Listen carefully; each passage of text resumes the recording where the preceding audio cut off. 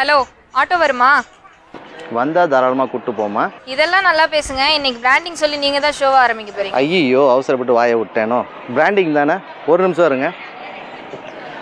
வேலம்மாள் போதி கேம்பஸ் வழங்கும் அறிவு கொழுந்து. பொன்னேரியை விட்டுட்டீங்க. இது பொன்னேரி வேலம்மாள் போதி கேம்பஸ் வழங்கும் அறிவு கொழுந்து நிகழ்ச்சி. இன்னைக்கு நம்ம அண்ணா நகர்ல இருக்க ஸ்ரீ கிருஷ்ணசுவாமி காலேஜ் ஃபார் விமன்ல தான் இருக்கோம். Okay, cool. என்னது இது? உமன்ஸ் காலேஜ்னு சொன்னீங்களா? போமா போலாமே.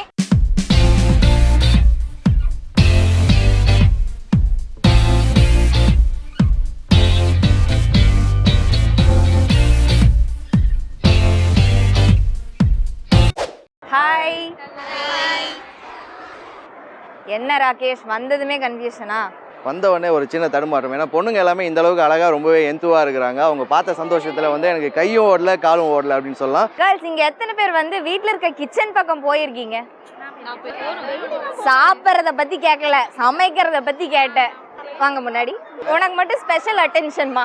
பெரிய பப்ளிக் பர்சனாலிட்டினாலே அப்படிதான் கொஞ்சம் அட்டென்ஷன். யாருமா அது? நீ தானே சொன்னீங்க. உனக்கு அட்டென்ஷன் தான் கொடுக்க சொன்னேன். நீ பப்ளிக் பர்சனாலிட்டின்னுலாம் நான் சொல்லவே இல்லை. ஓவர் அட்வான்டேஜ் எடுத்துக்கிறேன். சரி, எப்படி உங்க வீட்டுல வந்து வாஸ்துபடி இந்த கிச்சன்ன்றது இருக்கா இல்லையா?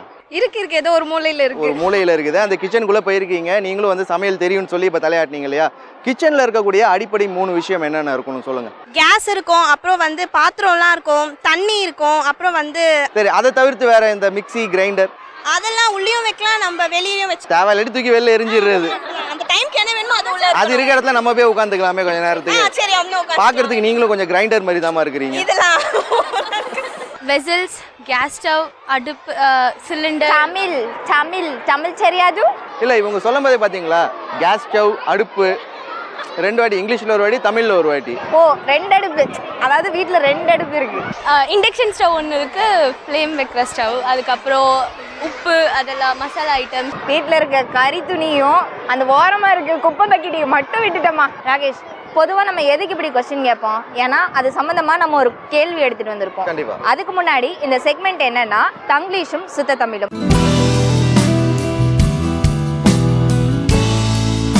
இந்த செக்மெண்ட்ல இங்கிலீஷ் தமிழ் கலந்து நான் உங்களுக்கு ஒரு சென்டென்ஸ் கொண்டு வந்திருப்பேன். அதை நீங்க சுத்த தமிழ்ல சொல்லணும். இதுதான் உங்க டாஸ்க், ஓகேவா? ஸோ உங்களுக்கான அந்த கொஸ்டின் என்னன்னா, மிக்சியில் அரைக்கிறத விட கிரைண்டர்ல அரைச்சிருந்தா இட்லி சாஃப்டா இருந்திருக்கும். இதுதான் உங்களுக்கான கொஸ்டின். இதை வந்து நீங்க சுத்த தமிழ்ல சொல்ல போறீங்க. ரெடி? என் பேர் ஹேமாவதி. தூய தமிழ்ல சொல்லணும் நீங்க, அவ்வளவுதான். தூய சிம்பிள். தமிழ்ல சொல்லணுமா? தூய தமிழ் மிக்சியில் அரைக்கிறத விட தூய தமிழ் கிரைண்டர்ல அரைக்கிறது இட்லி ரொம்ப மெதுன்னு வந்திருக்கும். நினைச்சேன், உன்னை பார்க்கும் போதே நினைச்சேன். இந்த தூய தமிழ் மிக்சி, தூய தமிழ் கிரைண்டர்னு ஏதோ கண்டுபிடிச்சிருக்கியம்மா. அது வந்து புதுசா 2 நிமிஷம் தான் நான் இன்வென்ட் பண்ணது. நல்லா வருவேன். தேங்க்யூ. உன்னுடைய பிரைட் ஃபியூச்சர் என் கண்ணு முன்னாடி தெரியுது. அதாவது சரண்யா, இப்போ ஒரு ரொம்பவே இன்ட்ரெஸ்டிங்கான ஒரு விஷயம் நடந்துச்சு. அதாவது பசங்க வந்து பிட் அடிக்கும் போதெல்லாம் வந்து ப்ரொஃபஸர்ஸ் அண்ட் டீச்சர்ஸ் வந்து மானிட்டரிங் பண்ணிக்கிட்டே இருப்பாங்க, அடிக்கக்கூடாது. ஆனால் இப்போ வந்து என்ன நடந்துச்சுனாக்கா, பசங்கள் ஹெல்ப் பண்ணுறதுக்காக ஒரு ப்ரொஃபஸர் பின்னாடி இருந்து அது இல்லடி இதுடி அப்படின்னு சொல்லி ஹெல்ப் பண்ணிட்டு இருக்கிறாங்க. சரி, ஓகே, உங்களுக்கு வந்து இந்த அளவுக்கு வந்து சூப்பரான ஒரு லெக்சரர்ஸ்லாம் கிடைச்சதுக்கு நீங்கள் ரொம்பவே கொடுத்து வச்சிருக்கணும். அவங்க சொன்ன பதில் கேட்டுச்சா காதில்? கேட்கல. அது பொறுத்த வரைக்கும் எங்களுக்கு சந்தோஷம். சரி, பதிலை சொல்லுங்கள். கலவை இயந்திரத்தில் அரைப்பதை விட கலவை இயந்திரம் எதுவும் அந்த கொத்தனார் மேஸ்திரியில் அந்த சிமெண்ட் எல்லாம் போட்டு அரைப்பாங்களே, மிக்சி தமிழ்ல சார். தமிழ்ல தானா? நிஜமாவா? சரி, ஓகே, சொல்லுங்க, ஃபுல்லா கம்ப்ளீட் பண்ணுங்க. கலவை இயந்திரத்தில் அரைப்பதை விட இட்லி மாவு ரெடிமேடாக கடையில் வாங்கி ஊத்தி சாப்பிடுவது எளிது. அவ்வளவுதானே? ஈஸியான விஷயத்தை விட்டு போட்டு. ஐஸ்வர்யா. ஐஸ்வர்யா, எனக்கு ரொம்ப பிடிச்ச பேர் ஐஸ்வர்யா அப்படின்றது. நான் ஒரு கலவை இயந்திரத்தில் அரைப்பதை விட அரைக்கும் இயந்திரத்தில் அரைத்தால் பூ இட்லி பூ போல் வரும். என்ன பூ போல் வரும்? சாஃப்ட்டுக்கு பூ போல் வரும். அதான் என்ன பூமா? மல்லிப்பூ. மல்லிப்பூ. வேற ஏதாவது கொஸ்டின் கூட கேட்டா கூட சொல்லிடுவேன். இந்த பொண்ணு வந்து வேற கொஸ்டின் கேட்டா ஆன்சர் பண்ணிருமா. இந்திய அரசியலமைப்பு சட்டத்தை வடிவமைத்தது யார்? சொல்லு பாப்போம். நான் லா இந்த அவமானம் உனக்கு தேவையா? நீ என்ன சொன்ன? நான் லா படிக்கல சத்தியமா. அரைப்பான் இயந்திரத்தில் அரைப்பதை விட கரப்பான் கேள்விப்பட்டிருக்கேன். இது என்ன அரைப்பான்? மிக்சி உங்க அரைக்கும். வீட்டு கிச்சன்ல கரப்பான் ரொம்ப இருக்குதோ? அதுதான் அரைப்பான். மிக்சி அரைக்கும்ல, அதனால அரைப்பான் இயந்திரத்தில் அரைப்பதை விட மிதவை இயந்திரத்தில் அரைச்சால் மிதவை எப்படி அப்படியே மிதந்துக்கிட்டு போகுது தூக்கி தண்ணியில போட்டுருவீங்க, மிதந்துக்கிட்டு போயிடுமா அது? நீயே கொஞ்சம் யோசிச்சு பாருமா. நீ சொன்ன ஆன்சர் கொஞ்சமாவது லாஜிக்கா இருக்கா? கிரைண்டர் எவ்வளவு வெயிட்டா இருக்கு, அத போய் மிதப்பான் எந்திரம்ங்கிறியே. அது பறக்கும்ல கிரைண்டர். கிரைண்டர் பறக்குதா? அதாவது இந்த பொண்ணு வீட்டில் மட்டும் கிரைண்டர் சுவிட்சை போட்டோன்னே டமால் டிமில் மேலே பறந்து போய் ஃபேனில் அடிபட்டு கீழே விழுவுது போல இருக்கு கிரைண்டர். சின்ன இயந்திரத்தில் அரைப்பதை விட பெரிய இயந்திரத்தில் அரைத்தால் மாவு மெதுவாக நன்றாக.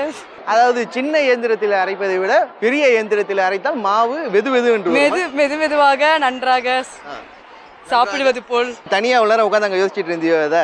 இயந்திரத்தில் அரைக்கும் மாவினை காட்டிலும் ஆட்டுரலில் ஆட்டும் மாவினால் செய்யும் இட்லியானது மென்மையாக இருக்கும். இந்த பொண்ணு ஏதோ திருக்குறள் சொல்ற மாதிரி சொல்லுதுங்க. ஆனா உன்னோட இந்த ஹேர் ஸ்டைல் இருக்கு பத்தியா, ஐ லைக் இட். இதுக்கு பேர் என்ன டெயில்? பைனாப்பிள் சடை. பைனாப்பிள் சடை. இதுதான் நேர்களே பைனாப்பிள் ஜடை, பாத்துக்கோங்க. அரவை இயந்திரத்தில் அரைப்பதை விட சுத்தும் இயந்திரத்தில் அரைப்பது இட்லி மென்மையாக இருக்கும். பாவம், அந்த பிள்ளையே கன்ஃபியூஸ் ஆயிருச்சு. இவங்க தான் இந்த காலேஜோட டான், இந்த குரூப்போடைய நம்பிக்கை நட்சத்திரம் அப்படின்னு கூட சொல்லலாம். யார கேள்வி கேட்டாலும் மேடம் தான் பதில் சொல்லுவாங்க. இப்ப என்ன பதில் சொல்றாங்கங்கறத பாத்துருவோம். சின்ன அரைப்பானையில் அரைப்பதை விட பெரிய அரைப்பானையில் அரைத்தால் இட்லி மெதுவாக மெத்துன்னு இருக்கும். இந்த மாதிரிலாம் பேசினாக்கா உன்னைய தூக்கி கிரைண்டர்ல போட்டு அரைக்கணும்னு தான். நானே அரைச்ச மாதிரி தான் இருக்கேன் ஒல்லியா. குறைந்த அளவான பொருட்களை வச்சு அரைக்கிற இயந்திரத்தை காட்டிலும் அதிக அளவான பொருட்களை அரைக்கும் இயந்திரத்துல நம்ம இட்லி மாவு அரைச்சா அது ரொம்ப மெதுவா ரொம்ப நல்லா இருக்கும். இது எங்க யாருக்கும் தெரியாது பாரு, நீ புதுசா யோசிச்சுட்டு வந்து சொல்லி. நீங்க கேட்டீங்க அதனால சொல்லணும்ல. நம்ம ஒரே மார்க் கொஸ்டின் தான் ஆன்சர் கேட்டோம். உள்ள ஒரு எஸ்ஸேவே எழுதி நம்மளுக்கு கொஞ்சம் பெருசா சொல்லி பழகிடுச்சு. அதனால கீதா ஃபர்ஸ்ட் பிஎஸ்சி சிஎஸ்லேருந்து வந்திருக்கேன். கிரைண்டர் என்பது ஆங்கில வார்த்தை, அதை நாங்கள் பயன்படுத்த மாட்டோம். அதனுடைய தமிழ் சொல் என்ன அப்படின்றது சொல்லுங்க பாப்போம். கொஞ்சமாக அரைத்தால் மிக்ஸி, அதிகமாக அரைத்தால் கிரைண்டர். Wow, what answer. கொஞ்சமாக அரைக்கிறதை விட அதிகமாக அரைத்து பயன்படுத்தினால் இட்லி மெதுவாக இருக்கும். அந்த அதிகமா எதுல அரைப்பீங்க? கிரைண்டர். கம்மியா எதுல அரைப்பீங்க? மிக்ஸி. மிக்ஸி. அத தமிழ் வார்த்தை என்ன? அதுதான் சொன்னேன். அதுதான் கேள்வி. அதுதான் சார் இது. அதுதான் இது.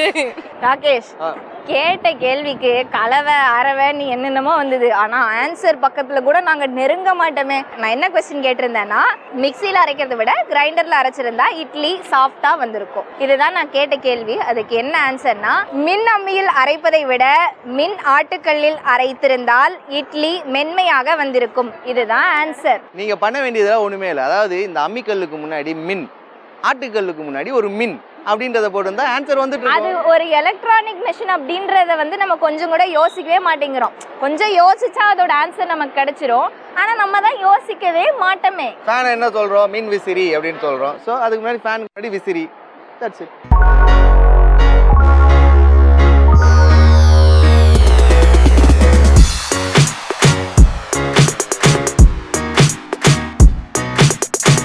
அதாவது சரண்யா, இந்த இடத்துல வந்து இப்போ வந்து நம்ம ஷூட்டிங் எடுத்துகிட்டு இருக்கிறோம் அப்படின்னோடனே பொண்ணுங்க எல்லாமே வந்து பயங்கர எக்ஸைட்மெண்ட் ஆகிட்டாங்க. அதாவது வந்து பார்த்தீங்கன்னாக்கா கிட்டத்தட்ட ஒரு அரை மணி நேரத்துக்கு முன்னாடிலேருந்தே வந்து பார்த்தாக்கா பொண்ணுங்க எல்லாம் பயங்கரமாக மேக்கப் போட ஆரம்பிச்சிட்டாங்க. இதில் வந்து ஒரு சில பொண்ணுங்க வந்து போட்ட கண்டிஷன் என்ன அப்படின்னாக்கா, எங்களுக்கு வந்து ஸ்பெஷல் லைட்டிங் வேணும் அப்படின்னு சொல்லி கேட்டு இவங்க இந்த பேட்சுக்காகவே ஸ்பெஷலாக 2 லைட்டை கொண்டு வந்து செட் பண்ணி இவங்க எல்லாரையும் வந்து இன்றைக்கி ஒரு ஹீரோயின் ரேஞ்சில் வந்து நம்ம பில்டப் கொடுத்துட்ருக்குறோம். ஓகேங்களா? எல்லாத்துக்கும் ஹாப்பியா, சந்தோஷமா இருக்கீங்களா? இந்த பொண்ணு பாருங்களா, அப்படியே பளிச்சுன்னு இருக்குது மோகம். அடேங்கப்பா, வெக்கப்படுது வேற. சரி, ஓகே சரண்யா. ராகேஷ், பொண்ணுங்களுக்கு லைட்லாம் வைக்கணுன்ற அவசியம் இல்லை. கேமரா எடுத்து முன்னாடி வச்சாவே நாங்க அழகா தான் தெரியுவோம். சரண்யா, இப்போ கார்ல கொஞ்ச நேரத்துக்கு முன்னாடி நீங்க என்ன பண்ணிட்டு இருந்தீங்க? நான் தான் உங்ககிட்ட சொன்னேன் லைட்டா அப்படின்ட்டு. அதுக்கு வேற டிபார்ட்மெண்ட், அது வேண்டாம். என்னுடைய கோ ஆங்கர் சரண்யா அவங்களுக்கு வைக்க வேண்டிய லைட்டை கூட கட் பண்ணிட்டு நான் உனக்கு ஸ்பெஷலாக லைட்டிங் வைக்க சொல்லியிருக்கிறேன். ஸோ கேட்குற கேள்விக்கு கண்டிப்பாக கரெக்டான ஆன்சரை சொல்லிடணும். ஓகேவா? ஓகே. அண்ட் ஓகே சரண்யா, இன்னைக்கு வந்து இந்த பேட்ச் ஸ்டூடெண்ட்ஸ் இவங்ககிட்ட வந்து நம்ம என்ன கேம் விளையாட போகிறோம்? ஸோ இவங்களோட நம்ம என்ன செக்மெண்ட் விளையாட போகிறோம்னா, வார்த்தையும் வரலாறு. ஸோ உங்களுக்கான அந்த வார்த்தை என்னன்னா, காக்கா வலிப்பு. காக்கா வலிப்புன்ற பேர் ஏன் வச்சுருப்பாங்க அப்படிங்கிறத தான் சொல்ல போகிறீங்க. ரெடியா? இந்த பளிச்சுன்னு இருக்கியம்மா, நீ தான் வரணும்னு அண்ணன் ஆசைப்படுறாரு. பேசிக்காக ஜென்ரலாக ஒரு கொஷின்னா, காக்கா வலிப்பு ஏன் வருது? இந்த பொண்ணு பார்த்தா சிட்டுக்குருவி மாதிரி இருக்குது. இதுகிட்ட காக்கா வலிப்பை பற்றி கேட்டால் இந்த பொண்ணுக்கு எப்படி பதில் தெரியும்? ஓகேவா? சிட்டுக்குருவி வலிப்பு அப்படின்னு சொல்லிட்டு ஏதாச்சும் ஒன்று வந்துச்சுனாக்கா இந்த பொண்ணு கரெக்டாக பதில் சொல்லும். இல்லைம்மா, படிக்கிற பிள்ளை மாதிரி இருக்கா, அதனால தான் கொஸ்டின் முதல்ல உண்மையை சொல்லு. நீ படிக்கிற பொண்ணா? அவங்க வந்து ஏதாச்சும் டக்குனு அந்த மாதிரி ஏதாச்சும் ஆடுவியா? கால் தரையில நிக்க மாட்டேங்குது. இந்த மூமெண்ட்லயே இருக்கிறாங்க ரொம்ப நேரமா. ஸோ அப்படி ஸ்டெடியா நின்று காக்கா வலிப்புக்கு ஏன் காக்கா வலிப்புன்னு பேர் வந்துச்சு? அதான் அதிர்ச்சி வந்து அவங்களால முடியாம ஏதாச்சும் கேட்க முடியாம கேள்வியெல்லாம் ஏதாச்சும் சம்திங் கேட்டாங்கன்னா நாங்க கேட்டோமே கேள்வி. இல்ல ராகேஷ், கேட்க முடியாத 4 கேள்வி கேட்டா அதிர்ச்சி ஆயிருவாங்க. அந்த 4 கேள்வி என்ன கேள்விமா? வாங்க. Special light madam. Special light, zooming, makeup, eyebrow, lipstick. லைட்டான அவ்வளோ போடல makeup. Just cream. Just cream. Okay. காக்கா வலிப்புன்னு ஏன் வந்துச்சுன்னா நாத்துக்கு வந்துச்சுன்னா காக்கா வலிப்பு நீ இருங்க நான் சொல்ல விடுங்கண்ணா. காக்கா வந்து கான் கத்தினே இருக்கும், ஈத்துனே இருக்குமா. ஒரு வேளை மனுஷனும் அப்படிதான், அவனுக்கு ஏதோ ஆகுது, அதை சொல்ல வரல, அவனுக்கு அந்த நரம்பு ப்ராப்ளத்தால அவனுக்கு சொல்ல வரல, அதனால அவனும் இழுத்துட்டே இருக்கான். ஒரு வேளை காக்காக்கு வலிப்பு வந்திருந்தா இப்படிதான் இருக்கும் போலன்னு சொல்லிட்டு அது காக்கா வலிப்புன்னு பேர் வச்சிருப்பாங்க போலனா. இழுத்திங்கனே இருக்கறனால காக்கா வலிப்புன்னு பேர் அது வச்சாங்க. இழுத்துதோ இல்லையோ நீ நல்லா இழுத்தமா இப்போ.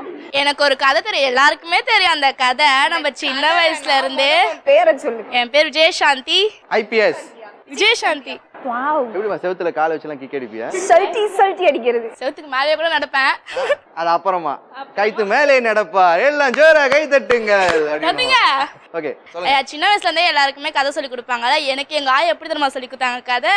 ஆயா வடை சுட உள்ள போனாங்களா பருப்பெடுக்க, காக்கா வடையை திருடி போச்சா, மரத்துல போயிட்டு உட்கார்ந்த உடனே நரி திருடிட்டு போனதானே சொன்னாங்க. அதுக்கு வலிப்பு வந்தனாலதான் அந்த வடை கீழே போச்சு. அதனாலதான் அதுக்கு காக்கா வலிப்பு பேர் வந்துச்சு. காக்கா வடையை தூக்கிட்டு போன கதையில காக்கா வலிப்பை கொண்டு வந்து சொருகுன பத்தியா? என் பேர் கலைவாணி. காக்கா வலிப்புன்னு எதுக்காக பேர் வந்துச்சு அப்படின்னா, பழைய காலத்துல வந்து முன்னோர்கள் வந்து ஏதோ ஒரு காக்கா பறந்து போகும்போது கீழே விழுந்துருச்சான். அது ரொம்ப பறக்க முடியாம கஷ்டப்பட்டுட்டே இருக்கும்போது ரொம்ப கஷ்டப்பட்டுச்சான் பறக்க ட்ரை பண்றதுக்காக. அது எழுந்திருக்கும் போது அது மாதிரி கை கால்லாம் அசைச்சிட்டே இருந்துச்சான். அதை பார்த்துட்டு வந்த இன்னொருத்தவங்க கீழே யாரோ ஒருத்தவங்க படுத்து கிடக்கும் போது அவங்களுக்கு அதே மாதிரி இருந்துச்சான். ஸோ அதுவும் இதுவும் ஒரே மாதிரி இருக்கே அப்படிங்கிறதுக்காக தான் அதுக்கு காக்கா வலிப்புன்னு பேர் வந்துச்சு. ஸோ ஒரு காக்கா கீழே விழுந்து அது வலிச்சிட்டு இருக்கதை பார்த்து இன்னொருத்தர் கீழே விழுந்து வலிச்சிட்டு இருக்கதையும் பார்த்து காக்கா வலிப்புன்னு சிங்க் பண்ணிட்டாங்க. அதாவது இந்த பொண்ணு சொல்ற கதையை கேட்டோன்னே லைட்டா எனக்கு வலிப்பு வர மாதிரி தான் இருக்குது. நீ மட்டும் என்னமா ஸ்பெஷலா ஒரு பேட்ச் குத்தி இருக்க? Road tractor. ரோடு டிராக்டர் ஓட்டுவியா? அது ஒரு கிளப் லைக் NSS RRC. ஒருத்தர் ரோட்ல இது பண்ணிட்டு இருக்கும் போது காக்கா வலிப்பு வந்துட்டு இருக்கும் போது காக்கா அந்த டைம்ல கிராஸ் ஆனாங்க, அது காக்கா வலிப்புன்னு பேர் வச்சிட்டாங்க. காக்கா ஒருத்தங்க கிராஸ் ஆனாங்க. காக்காய்க்கும் மரியாதை கொடுக்கணும் என்பதை இந்த பெண்ணிடமிருந்து நாம் கற்றுக்கொள்ள வேண்டிய ஒரு விஷயம் அப்படின்னு சொல்லலாம். ஸோ அப்ப யாருக்கு வலிப்பு வந்தாலும் அவங்கள சுத்தி காக்கா பறக்கும். அப்படி இல்லை, அந்த டைம்ல பறந்துருக்கலாம். மேபி காக்கா கிராஸ் ஆன டைம்ல அவங்களுக்கு வலிப்பு வந்திருக்கலாம். அது காக்கா வந்துட்டு கண்டினியூஸாக காக்கான்னு கத்திட்டு இருக்கும். காக்கா வலிப்பு வந்துச்சுன்னா அவங்க சொன்னதையே திரும்ப பண்ண ஆக்ஷனையே திரும்ப பண்ணிட்டு இருப்பாங்க. எங்கிருந்து எங்க லிங்க் பிடிச்சிருக்கு பாரு. இந்த பொண்ணு ஒரு விஷயம் மட்டும் தெரியுது, புதுசா யோசிச்சுட்டு வந்திருக்குது. பரவாயில்ல, நல்லா பாராட்டக்கூடிய விஷயம் தான். காக்கா எப்படி வந்து மழையில வந்து ஈரமாகி அது ஈரத்தை போக்கிறதுக்காக உதறி இது பண்ணுதோ, அதே மாதிரி மனுஷங்களும் வலிப்புல வரும்போது அவங்க துடிக்கிறாங்கல்ல, அதனால காக்கா வலிப்புன்னு பேர் வந்துச்சு. இது கரெக்டான பதிலா இருக்கும்னு நினைக்கிறீங்களா? நினைக்கிறீங்களா? இல்ல, யாராவது 10 நிமிஷம் கண்டினியூஸா பேசினா நான் கன்ஃபியூஸ் ஆயிருவேன். அதனாலதான் நான் பேசாம நிக்கிறேன். ஒரு நாள் காக்கா வந்து பறந்துட்டு இருக்கும் போது டயர்டா இருக்கும் சொல்லிட்டு கரண்ட் கம்பி மேல உட்காந்துருக்கும். அதோட ரெக்கை வந்து கரண்ட் கம்பியில பட்டோடனே அது கீழே விழுந்து துடிச்சிட்டு இருக்கும். அதே மாதிரி இன்னொருத்தவங்களும் அப்படி துடிச்சிட்டு இருக்கும் போது அவங்களுக்கும் அந்த இரும்பு தான் கொடுத்து காக்கா வலிப்பை போக்க வைப்பாங்க. அதனால தான் அந்த காக்கா எப்படி போக்க வைப்பாங்க? காக்கா அவ்வளவுதான் செத்து போயிடும். இல்ல, இந்த எல்லா விஷயமும் ஒரே நாள்ல நடக்குது. இதுதான் திரைக்கதையோட ட்விஸ்ட். யாராச்சும் ரோட்ல விற்கிற காக்கா பிரியாணி வாங்கி சாப்பிட்டுருப்பாங்க, அதனால அவங்களுக்கு காக்கா வலிப்பு வந்திருக்கலாம். அப்படிங்களா? காக்கா பிரியாணி நீங்க சாப்பிட்டுருக்கீங்களா? நான் சாப்பிட்டது இல்ல. நல்லா இருக்கும். நீங்க சாப்பிட்டுருக்கீங்களா? டெய்லி 2 பிளேட் சாப்பிடுவேன். ராகேஷ், இங்க இருக்கிறவங்களாம் நிறைய கதை சொன்னாங்க. காக்காவை சேர்த்து வச்சு சொன்னாங்களே தவிர இவங்க சொல்ற கதையெல்லாம் கேட்டு அந்த காக்காவுக்கே வலிப்பு வந்துரும். அந்த மாதிரி பாருங்க உளுந்து துடிச்சிட்டு கிடக்கு. ரணக்கொடூரமா இருக்கு, முடியல. அந்த காக்கா வலிப்புங்கிற பேருக்கான வரலாறு என்னங்கறத பார்க்கலாம். காக்காய் வலிப்பு. காக்கை என்ற பறவைக்கும் காக்காய் வலிப்பிற்கும் எந்த சம்பந்தமும் கிடையாது. வலிப்பு நோய் பரவும் போது கால் மற்றும் கையில் விட்டு விட்டு வெட்டும். கால் மற்றும் கை வலிப்பு என்பதே கால் கை வலிப்பு என்றாகி அது பின் காக்கை வலிப்பாகிவிட்டது. இப்ப இந்த காக்கா வலிப்புன்ற பேரோட காரணம், அதோட வரலாறு என்னன்னு நம்ம தெரிஞ்சுக்கிட்டோம் இல்லையா? தெரிஞ்சுக்கிட்டீங்களா? இனிமேலாவது ஒரு 4 பேர்கிட்ட அதோட வரலாற சொல்லி பழகுங்க. இதுல ஒரு பொண்ணு பின்னாடி இருந்து அக்கா 5 ரூபா கொடுங்கக்கா, 5 ரூபா கொடுங்கக்கான்னு அந்த 5 ரூபாயை வாங்கிட்டு போய் நீ என்னமா பண்ண போற? காக்கா பிரியாணி வாங்கி சாப்பிட போகுதுங்களா? ஓகே, வாங்க எல்லாரும் சேர்ந்து சாப்பிடலாம். போலாமா? வாங்க. ஓகே சரண்யா, ஒரு விஷயம் கவனிச்சிங்களா, நம்ம பசங்க எல்லாருமே எக்ஸாம் டைமில் கூட இந்த அளவுக்கு விழுந்து சாமி கும்பிட்டுருக்க மாட்டாங்க. ஆனால் இன்னைக்கு என்னாச்சுன்னு தெரியல, பயங்கரமாக சாமி கும்பிட்டுட்டு இருக்காங்க. வாங்க என்ன சங்கதின்னு போய் கேட்டோம். வாங்க பார்க்கலாம். பிள்ளைங்களாம் வந்து சாமி கும்பிட்டு அப்படியே பக்தி பழமா நின்றுருக்காங்க கேமரா முன்னாடி. பசங்க எல்லாமே இப்போ வந்து பயங்கரமாக டியூன் ஆயிருக்காங்க. கேமரான்னு ஒன்று வச்சாலே வந்து நடிப்பு அப்படின்றத ஆரம்பிச்சிடணும். ஸோ வந்து கேமராக்கு முன்னாடி அவங்க கையெடுத்து கும்பிட்டது எல்லாமே உலக மகா நடிப்புடா சாமி. அதைத்தான் நானும் அப்பவே யோசிச்சேன், எக்ஸாமுக்கு கூட பிள்ளைங்க இப்படியெல்லாம் சாமி கும்பிட மாட்டாங்களே அப்படின்னு. இதை பார்த்தாச்சு ஊர் மக்கள் வந்து நம்மளை பக்தி பிள்ளைங்க அப்படின்னு சொல்லி நினைச்சுப்பாங்க அப்படின்னு சொல்லிட்டு. ஆனால் அப்படி நினைக்காதீங்க. இப்போ கேட்குற கேள்வியப்போ இவங்க பண்ணுற சேட்டை எல்லாமே வெளில வரும் பாருங்க. ஸோ இந்த செக்மெண்ட் என்னன்னா தங்கிலீஷும் சுத்த தமிழும்.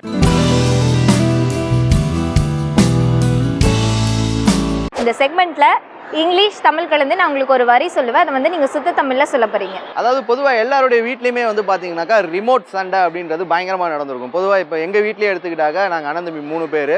அந்த ஒரு ரிமோட் படுற பாடு வந்து பயங்கர பாடாக இருக்கும். தூக்கி அடித்து உடைக்கிறது இந்த மாதிரியான இன்சிடென்ட்லாம் நடக்கும். ஸோ உங்கள் வீட்லேயும் இந்த மாதிரி சம்பவங்கள்லாம் நிறையா நடந்திருக்கும். உங்கள் அண்ணன் கூட, தங்கச்சி கூட, அக்கா கூட, எல்லாரும் கூட நடந்திருக்கும் இல்லைங்களா? ஸோ அதுதான் இன்னைக்கு கேள்வியே. ஸோ என்ன கேள்வி அப்படின்றத வரைக்கும் சொல்லிடுங்க. அதுக்கு முன்னாடி நீங்க பேச இங்க பலமா ஒரு தலை ஆடுது. இங்க முன்னாடி வாங்களேன். எவ்வளவு சண்டை போட்டிருப்பீங்க இந்த மாதிரி? செம்மையா சண்டை போட்டிருக்கோம். யாரு கூட சண்டை போடுவீங்க? தம்பி கூட தான். தம்பி கூட அடிச்சு மண்டையெல்லாம் உடைச்சு ரத்த கலரி. எங்க அம்மா வந்து பிரிச்சு விடுவாங்க, அப்படியே எங்களை 2 பேத்தையும் அப்படியும் சேர்ந்து நாங்க தான் பண்ணுவோம் அப்படின்ட்டு 2 பேருமே போட்டி போட்டுட்டு இருப்போம். அந்த டைம்ல கடைசியில டிவி ஆஃப் ஆகி தான் இருக்கும். சரி, இந்த கொஸ்டினை நான் மாத்தி கேக்குறேன். யாரு ரிமோட்டுக்கு சண்டை போட்டுக்க மாட்டீங்க? இந்த கூட்டத்திலேயே ஒரே ஒரு நல்லவதா இருக்கியா? வாமா. அக்கா வந்து வேலைக்கு போயிடுவா, அதனால நான் மட்டும் தான் இருப்பேன். நானே ராஜா, நானே மந்திரி. சோ என்ன சேனல் வேணும்னாலும் நானே பச்சுக்கலாம். யாரும் என்கிட்ட எதுவும் கேட்க மாட்டாங்க. போட்டியே கிடையாது. போட்டியே இல்ல, நான் மட்டும் தான். எனக்கு பிடிக்கிறத எல்லாரும் பாப்பாங்க. நான் வேற உனக்கு இன்ட்ரோடக்ஷன் நல்லவேன்னு கொடுத்துட்டேனே. நல்லவதான், நான் யார்கிட்டயும் சண்டை போடாம என் வேலையை நான் பாத்துக்கிறேன்ல. ஸோ எப்பவுமே நம்ம ஒரு கொஸ்டின் கேட்டோம்னா அது ரிலேட் பண்ணி நம்ம அந்த செக்மெண்ட்டை கொண்டு போவோம் இல்லையா? அந்த மாதிரி தான் இந்த செக்மெண்ட்ல அது ரிலேட் பண்ணி உங்களுக்கு ஒரு கொஸ்டின். இந்த தங்கிலீஷும் சுத்த தமிழும் செக்மெண்ட்ல உங்களுக்கான கொஸ்டின் என்னன்னா, ரிமோட்டை எடுத்து சேனலை மாத்து. ரொம்ப சிம்பிளான வரி. இதை நீங்க தமிழ்ல சொல்ல போறீங்க. தூய தமிழ்ல, இங்கிலீஷ் அப்படி இந்த வேர்டே வரக்கூடாது, தூய தமிழ்ல சொல்லணும். கை அழுத்தும் கருவியை எடுத்து தொலைக்காட்சியில் உள்ள படங்களை மாற்று. அது என்ன கையெழுத்தும் கருவி? கையால உடம்பு கை கால் வலிக்கும் போது கை கால் அழுத்தி விடும். இல்ல கையால தானே ரிமோட் அனுப்புறோம், அதனாலதான் கை அழுத்தும் கருவி. நல்லா யோசிச்சு பாரு, கையால ரிமோட் அமுக்குறோம். ஆமா, நீங்க காலால அனுப்புறீங்களா? கையில தானே விரல் இருக்கு. தொலைக்காட்சி இயந்திரத்தை எடுத்து தேவையான சேனல். தொலைக்காட்சியே ஒரு இயந்திரம் தான், தெரியும்ல உங்களுக்கு? தொலைக்காட்சி இயந்திரம்னாக்கா டிவியை தூக்கி மாத்திரணுமா? தொலைக்காட்சி இயந்திரம்னா அதுக்கு ரிமோட்டை தான் அப்படி சொல்றேன். தொலைக்கருவியை மாற்றும் கொலைக்கருவியா? எங்க தொலைஞ்சது? தொலைக்காட்சி கருவியை எடுத்து நாம் விரும்பும் பையன் வீட்டில் கொடுத்து விடலாம். நாம் விரும்பும் பாடலை பார்த்து கொள்ளலாம். பாடலை பார்த்துக் கொள்ளலாம். தங்களுக்கு மிகவும் பிடித்த பாடல் எது? எல்லாமே. அப்ப உங்களுக்கு ஒரு பாட்டு ப்ளே பண்ணிடலாமா? பண்ணுங்க. இது என்ன ஷோ போயிட்டு இருக்குது? கருப்பு இல்லைன்னா வெள்ளை பொட்டி எடுத்து வண்ண படத்தை மாத்து. கருப்பு இல்லைன்னா வெள்ளை பொட்டி மேம். அது ரிமோட் கருப்பு இல்லைன்னா வெள்ளையில இருக்குல்ல, அதனால. என் பேர் தேவியானி, 3rd BCல இருக்கு. ஓ, நீங்க தான் அந்த தேவியானி? நான் அந்த தேவியானி இல்ல. மின்காந்த கருவியை எடுத்து தொலைக்காட்சி வரிசையை மாற்றவும். மின்காந்த கருவியா? அது வந்து மேக்னெட்டிக் பவரால வேலை செய்யறதுல. ஒட்டிக்குமா? எல்லாமே மின்கருவிதான். மிக்ஸி, கிரைண்டர், டிவி எல்லாம் மின்கருவிதான். சரி, தொலைக்காட்சி மின்கருவின்னு வச்சுக்கோங்க. என் பேர் அன்னபூர்ணி.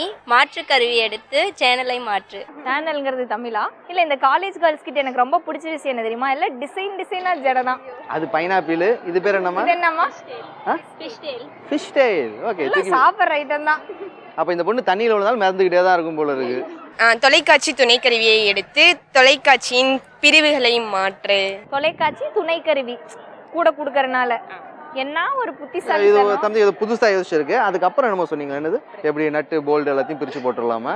இல்லை, அந்த சேனல்ஸ் வந்து ஒரு சேனலாக தனித்தனியாக தான் இருக்குது. ஸோ ஒரு பிரிவாக மாற்று அப்படின்னு மாற்று. தொலைக்காட்சியை மாற்றும் கருவியை வைத்து தொலைக்காட்சியை மாற்றும். அது எப்படி? அதை எடுத்து டிவி எப்படி மாற்ற முடியும்? அப்படியே மாற்ற வேண்டியதான். எப்படி பக்கத்து வீட்டில் கொடுத்துட்டு அவங்க வீட்டு டிவியை மாற்றி நம்ம மாற்றிக்க வேண்டியதான். இவங்க வந்து மேஜிக் ரிமோட் ஒன்று வச்சிருக்காங்க. எடுத்து பிஸ் அப்படின்னா அந்த தொலைக்காட்சியை மாறிடும். 53 இன்ச்சஸா மாறிடும். தொலைக்காட்சியை மாற்றும் கருவியை எடுத்து வரிசை எண்களை மாற்றவும். நான் இந்த மாதிரி கொஸ்டின் கேட்பாங்கன்னு தெரிஞ்சதுனால தான் எங்கள் அம்மா முன்னாடி ரிமோட்டை ஒழிச்சு வச்சிட்டாங்க. ஸோ நாங்கள் தொலைக்காட்சியில் தான் மாற்றுறது. ஸோ ரிமோட்டை யூஸ் பண்ணுறதே இல்லை. என்ன ஒரு டெக்காலிட்டி பாருங்களேன். அந்த தொலைக்காட்சியில் மாத்துறீங்க இல்லையா, அதுக்கு பேர் என்ன? அது பட்டன் சொல்லுவாங்க. அது வந்து ஆங்கில வார்த்தை. ஆங்கில வார்த்தை நம்ம தமிழ்ல எழுதிக்க வேண்டியதான். தொலைக்காட்சி மாற்றும் துணை கருவி பொத்தான். பொத்தானை அழுத்தி. பத்தான் அப்படின்றவர் ஒரு கிரிக்கெட் பிளேயர் தான். பொத்தான் நான் சொன்னது பட்டன். பட்டன் அது ஆங்கில வார்த்தை. பொத்தான் பத்தான் அப்படின்னாக்கா அது வந்து கிரிக்கெட் பிளேயர். இல்ல ராகேஷ், அத கூட பரவாயில்ல விடுங்க. இங்க கூப்பிட்டு வச்சு கேட்கும்போது யார் ஆன்சர் சொல்லுது? பின்னாடி இருந்து பொத்தான்னு சொல்லு அப்படின்னு. தொலைக்காட்சி மாற்றும் துணை கருவி பொத்தானை அழுத்தி நமக்கு பிடித்த தொலைக்காட்சி அலைவரிசையை மாற்று. இந்த செக்மெண்ட்டை நாங்கள் அப்படியே கட் பண்ணி கிரிக்கெட் பிளேயர் பத்தானுக்கு அனுப்புகிறோம். Okay, thank you. வண்ண தொலைக்காட்சி மாற்றும் கருவியை எடுத்து தொலைக்காட்சியை மாற்றவும். யார்கிட்ட சொல்றீங்க? சும்மா பொதுவா சொல்லிக்க வேண்டியதான், இந்த சேனலை பாக்குறவங்க மாத்திப்பாங்கல்ல. கலர் டிவி அது சொல்லவே வேணாம். தொலைநோக்கி கருவியை எடுத்து. தொலைநோக்கு கருவினா டெலஸ்கோப். இவங்க வீட்டுல வந்து டெலஸ்கோப்ல தான் டிவியை பார்ப்பாங்க போல இருக்குது. தொலைக்காட்சிக்கு உபயோகப்படுத்தும் கருவியை எடுத்து அலைவரிசையை மாற்றும். அப்போ உங்க வீட்டுல கரண்ட் செலவு ஆகக்கூடாதுன்னு சொல்லிட்டு டெலஸ்கோப்பை வாங்கிட்டு உங்க அப்பா வந்து பக்கத்து வீட்டு எதிர் வீட்டுல வந்து டிவி பாருங்கன்னு சொல்லிட்டாரு. ஜன்னல் வழியா பாக்குறது. தொலைக்காட்சிக்கு இனமாக கொடுத்த தொலைக்காட்சிக்குரிய டப்பாவை எடுத்து உங்களுக்கு வேண்டிய பட வரிசைகளை எப்படி வேணா மாற்றிக்குவோம். இப்போ நான் இன்னொரு விஷயம் நோட் பண்ணதில்ல, பின்னாடி அவங்க வந்து முக்கால்வாசி ஆன்சரை சொல்லிட்டாங்க. பட் வந்து அதை கரெக்டாக ஃபார்ம் பண்ணதான் அவங்களுக்கு தெரியல. அதே போல இங்க வந்து நின்று சொல்லுங்க பிள்ளைங்கன்னா சொல்ல மாட்டாங்க. பேக் வாய்ஸ் கொடுக்கறதுல நம்ம பிள்ளைங்க கில்லாடிங்க. ஸோ நான் கேட்டிருந்த கொஸ்டின் என்னன்னா, ரிமோட்டை எடுத்து சேனலை மாற்று. அதுக்கான ஆன்சர் என்னன்னா, தொலையியக்கியை எடுத்து அலைவரிசையை மாற்று. அலைவரிசைங்கிறது வந்து கிட்டத்தட்ட எல்லாருமே சொல்லிட்டீங்க. ரிமோட்டுக்கு வந்து தொலை இயக்கி. இந்த தொலைநோக்கிங்கிறத மாற்றி தொலை இயக்கின்னு கரெக்டாக சொல்லியிருந்தா ஆன்சரை பிடிச்சிருக்கலாம். ரொம்ப நமக்கு தெரிஞ்ச விஷயந்தான், அதை வந்து நம்ம கான்சென்ட்ரேட் பண்ணி அதை யோசிக்க மாட்டேங்கிறோம். இனிமேலாவது ஒரு 4 பேருக்கு அந்த இங்கிலீஷ் வார்த்தையை மாற்றி தமிழ் வார்த்தையை 4 பேருக்கு சொல்லி கொடுங்க, சரியா? அதாவது ஸ்டார்டிங்கில் வந்து எல்லாருமே சொன்னீங்க வீட்டில் வந்து ரிமோட்டுக்காக வந்து உங்கள் அண்ணன் தம்பி அக்கா தங்கச்சிக்குலாம் பயங்கரமாக சண்டை போடுவீங்கன்ட்டு. இனிமேட்டு வந்து இந்த சண்டையில் நீங்கள் ஈஸியாக ஜெயிக்கிறதுக்கு ஒரு சின்ன டெக்னிக். அந்த ரிமோட்டோடைய பேரை தமிழில் நீ என்கிட்ட கரெக்டாக சொல்லிட்டு ரிமோட்டை வாங்கிக்கோன்னு சொன்னீங்கன்னாக்கா நீங்கள் ஜெயிச்ச மாதிரியும் இருக்கும், அவங்க தோத்த மாதிரியும் இருக்கும், ரிமோட் உங்கள் கையில் இருந்த மாதிரியும் இருக்கும். ஓகேவா? இந்தம்மா ரத்த கலரி, இன்னைக்கு போய் நீ இந்த விஷயத்தை பண்ணி ரிமோட்டை வாங்குற. ரிமோட்டை வாங்குறது மட்டும் இல்லாமல் என்ன சேனல் பார்க்கணும்? நம்ம நியூஸ் 7 பார்க்கணும், சரியா? எனக்கு மழை பெய்யும். உனக்கு லீவு தானமா வேணும். இனிமேட்டு மழை பெஞ்சாலும் சரி இடி இடிச்சாலும் சரி உனக்கு மட்டும் லீவுன்ற ஒரு நியூஸ் வரவே வராது. ஓகேவா? போட்ட லீவ் வரைக்கும் போதும். போய் படிக்கிற வழியை பாருங்க. வாங்க, கிளம்புங்க.